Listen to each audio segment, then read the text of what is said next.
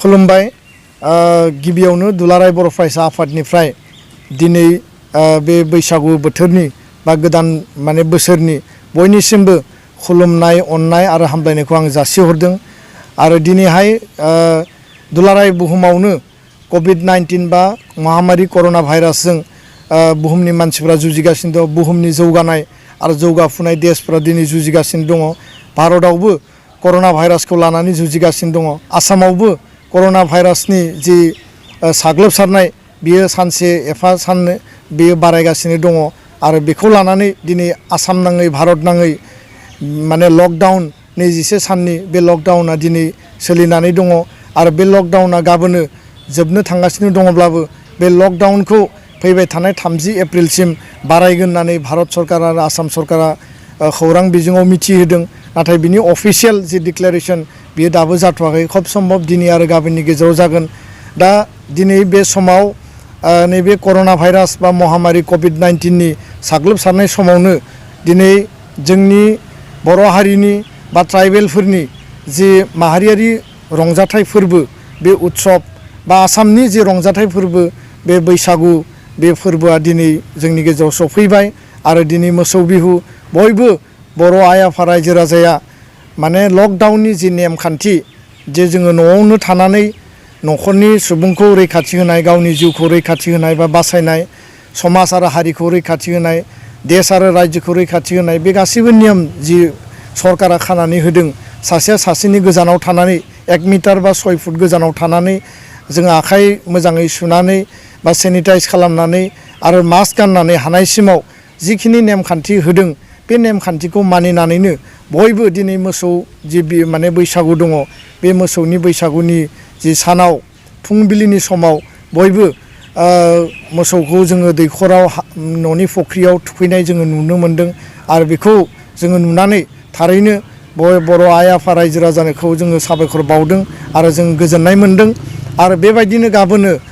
मानसिनि फोरबो मानसि बिहु आरो बे मानसिनि फोरबो माने बैसागुखालि जोङो बयबो गिदिरफोरा उन्दैनो बोर होयो, अननाय जासियो आरो लोगोसे उन्दैफोरा गिदिरनियाव बोर बियो, खुलुमो आरो मान होयो। दा बे बर'नि जि गोदो गोदायनिफ्राय सोलिनाय जोंहा जि नेमखान्थि दङ, जोंनि जे माहारियारि रंजाथाइ फोरबो, जोंनि हारिमुवा जे थांना थानांगोन, बर'नि जिखिनि जोंहा माने जि हारिमु दङ रंजानाय बाजानाय, मेथाइ खननाय, दामनाय देनाय, दिनै बैसागु बोथोराव गोखा गोखै जानाय, खुंखा जानायनिफ्राय लानानै जोंहा जि बिसास दङ, जोंहा जि माने फोथायनाय दङ, बे गासैखौबो लानानै दिनै बर' आइ आफा रायजो राजाया बैसागुनि जि सम बे समखौ बयबो फालिनो थाखाय थियारि आरो न'आवनो थानानै फालिनो थाखाय थियारि आरो दुलाराय बर' फरायसा आफादा जोङो खावलायगोन जे बे बैसागु समाव बयबो न'आवनो थानानै न'आवनो न'खरनि सुबुंजोंनो ज'है थानानै जाहाथे जोङो बे नेमखान्थिफोरखौ फालिगोन, बैसागुखौ रंजागोन। जिहेथु जोङो ज'है थानो मोननायनि खाबु गैया बा ज'है जोङो रंजानो थाखाय बा जोङो मोसानो थाखाय बेयाव जिहेथु खाबु गैया, लकडाउननि नेमखान्थि खानानै होदों। दिनै एडमिनिस्ट्रेसना बिनि थाखाय स्ट्रिक्ट माखासे माने रुल्स खानानै होदों। दा बेखायनो न'आवनो थानानै जों जाहाथे बयबो रंजायो, आं बेखौ बयनिसिमबो खावलायबाय। लोगोसेयैनो दिनै बे महामारी करोना भाइरास बा कोविड-19 जों जिहेतु बुहुमनाङै बयबो जुजिदों, बे बैसागु बोथोराव बे गोदान बोसोराव जोङो आनान गसाइनियाव इसोरनियाव जों आर'ज गाबगोन बर' माहारिनि जानानै जाहाथे जोङो फैबाय थानाय समाव नैबे करोना भाइरासजों जुजिनानै करोना भाइरासखौ जोङो सुबुं माहारिया बयबो जाहाथे फेजेननो हायो, मेडिकेल साइन्सनि गेजेरजों फेजेननो हायो, बेखौनो जोङो मिजिंथिगोन। आरो बयबो बर' रायजो राजानि जिउआव जाहाथे गोदान मिजिं, गोदान साननाय, गोदान माने सिन्ताजों, गोदान मोनसे थांखिजों जाहाथे जोङो जुजिलांनो थाखाय गोहो मोनगोन। आनान गसाइया इसोरा जोंनो बोर हरगोन आरो बयबो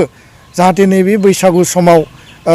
नेमखान्थि मानिनानै जोङो फालिगोन। जिहेथु बयबो बुंदों जे गावनि न'आव थानानै गावखौ रैखाथि होनाय, न'खरखौ रैखाथि होनाय, सासेया सासेनिख्रुइ गोजानाव थानानै जाहाथे जोङो रैखाथि होलायनाय, बेनो बयनिख्रुइ देरसिन भेक्सिन। खारन बिनि थाखाय मेडिकेल साइन्सआ खुनु भेक्सिन बा मुलि दिनैसिमबो दिहुननो हायाखै। दा बेखायनो रायजो राजानिसिम बे खेबसेबाव आपिल जे बयबो जाहाथे बे नेमखान्थिफोरखौ मानिनानै सोलियो।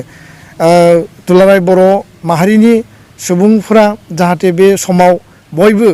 गावबा गावनि सांग्रांथिखौ मेनटेन खालामगोन। बैसागु रंजानाय समाव जोंनि जे गोदो गोदायनिफ्राय सोलिबोनाय माखासे नेमखान्थि दङ जोङो बेखौ मेनटेन खालामनांगोन नाथाय न'आवनो बा गामियावनो थानानै जोङो जेरैबायदि जानाय लोंनाय खालामो जानाय लोंनायनि खेथ्रआवबो जों सांग्रांथि हाबाफारि लानांगोन आरो जोंहा जिहेतु माखासे हुदाफोर दङ आखुफोर दङ जों बेफोरखौ नागारनानै जायफोर गाज्रि हुदा गाज्रि आखु जोङो जौ लोंलायनाय गामियाव रंजानाय मोसानाय दामनाय देनाय बे हाबाफारिफोरखौ जाहाथे नैबे समाव बयबो माने खालामा बिनि थाखाय दुलाराय बर' फरायसा आफादा आपिल खालामदों मानो होननानै बुङोब्ला जोङो ज'है लोगो हमलायनानै ज' जानानै रंजानाय बाजानाय जानाय लोंनाय खालामनायानो जोंनि जिउनि थाखाय खैफोद बे खैफोदखौ नोङो जुदि लाबोयोब्ला बे बयनिबो थाखाय बे खैफोद गोनां जागोन दा बेखायनो बयबो जाहाथे बे गासैबो रैखाथिखौ जाहाथे मेनटेन खालामगोन बैसागुनि समाव जोंनि माहारिनि जायफोर नेमखान्थिफोर दङ माहारियारि रंजाथाइखौ जोङो बिश्व दरबाराव लांनो थाखाय जोंहा जेफोर हाबाफारिफोर लानांगौ जोंनि दामनाय देनाय मोसानाय मुसुरनायखौ जोंनि इउटिउबनि गेजेरजों ससियेल मिडिया फेसबुक वाट्सएप टुइटारनि गेजेरजोंनो जों फोसावनो हायो आरो बेखौ न'आव थानानैबो जों खालामनो हायो दा बेनिखायनो जोंनि फैबाय थानाय समाव जोङो बेखौ मोजाङै जाहाथे गोग्गोमै रंजानो हागोन बे महामारिजों जों जुजिनानै बेखौ फेजेननानै फैबाय थानाय समाव सुबुं माहारिया जाहाथे जोङो मोजाङै थांना थानो हायो आरो बर' माहारिया जाहाथे बैसागुखौ मोजाङै फालिलांनो हायो बिनि थाखाय जोङो गावनि जिउखौ रैखाथि खालामनाय हारिखौ रैखाथि खालामनाय न'खरखौ रैखाथि खालामनाय बे हाबाफारिखौ बयबो लानानै बयबो फालिगोन होननानै आङो मिजिंथिबाय आरो खावलायबाय आरो बेखिनिखौनो खावलायनानै आङो बयनिसिमबो बैसागु बोथोरनि खुलुमनाय अननाय आरो हामलायनायखौ बावहरनानै बे खावलायनाय हाबाफारिखौ बेयावनो फोजोबबाय गोजोन्थों खुलुमबाय।